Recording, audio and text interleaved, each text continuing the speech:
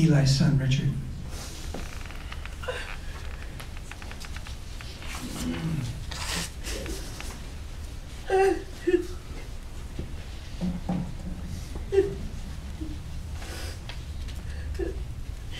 Thank you so much, Teresa. You were just so great for my dad during the last couple of years of his life. I think one of the most remarkable things about my dad is that we are shocked that he isn't here. He had the most tenacious will to live that any of us had ever seen. It's hard to believe that he didn't make it one more time. Surely if the mind could have prevailed over the body, despite the most severe emphysema and pneumonia, he would still be with us.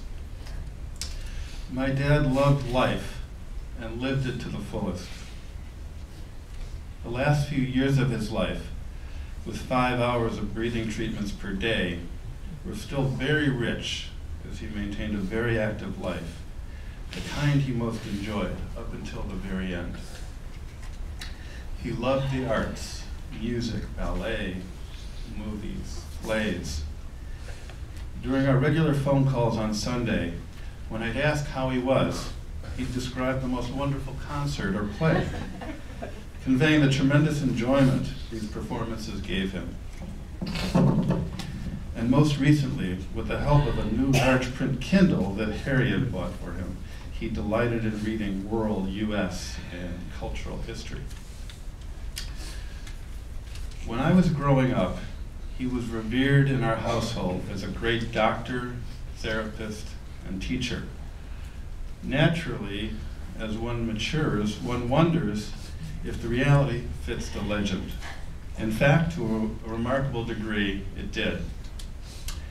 I met some of his psychiatric resident trainees who really admired and revered him. In the early to mid-90s, I had him lead psychotherapy seminars that I typically taught at the University of Arizona. I always learned from him.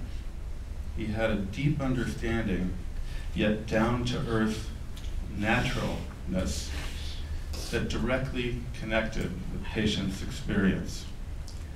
So I truly saw for myself what they were talking about. Earlier this week, on Monday night, I had the sad duty to notify his 6 remaining patients that he had passed away. Each person, independently, was heartbroken. They said that he was a wonderful, wonderful man, that he had been a great help, and that they will miss him terribly. I wanted to emphasize that no one said he was wonderful. Each person independently said, wonderful, wonderful. Really quite remarkable. One person said that she was his Woody Allen. She had seen him for 45 years. I offered her the name and number of someone to continue seeing. She said, no, I think I'm done. Dad, you can chalk up one more success. I had a very special conversation with him 1 week ago and told him that he was the most important person in my life. Sometimes I think that I had to become a professor of psychiatry and create new concepts in the field in order to understand him. He was complex and not perfect, but he always did his best. He was brilliant yet very caring. He was generous, supportive, and committed. He was a great provider, and he had deep humanistic values. I felt sad for him that he did not have religious or spiritual beliefs that would comfort him as his illness advanced. But that is not who he was. He believed that what you see is what you get, and he did a magnificent job of leading a very rich life for himself and all those who had the pleasure of knowing him, being treated by him, and being loved by him. Dad, you were one of a kind, and we'll miss you terribly.